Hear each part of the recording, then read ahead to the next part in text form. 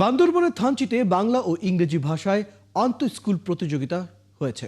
শুক্রবার সংস্থা হিউম্যানিটেরিয়ান ফাউন্ডেশনের প্রধান কার্যালয়ে এই প্রতিযোগিতার আয়োজন করা হয়।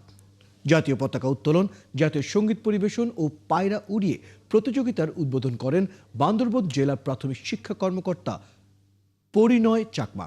শিক্ষার আলোয় আলোকিত হোক অন্ধকার জনপদ প্রতিপাদ্যের প্রতিযোগিতায় শিক্ষার্থীরা বাংলা ও ইংরেজি ভাষা, ছড়া, কবিতা আবৃত্তি, চিত্রাঙ্কন, একক ও দ্বৈত নৃত্য সহ নানা সাংস্কৃতিক পরিবেশনায় অংশগ্রহণ করেন।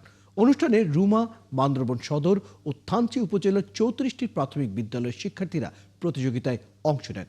আয়োজকরা জানান, শিক্ষার্থীদের মধ্যে প্রতিযোগিতামূলক মনোভাব সৃষ্টি, আত্মবিশ্বাস বৃদ্ধি এবং মানসম্মত শিক্ষা নিশ্চিত করাই এই আয়োজনের মূল লক্ষ্য।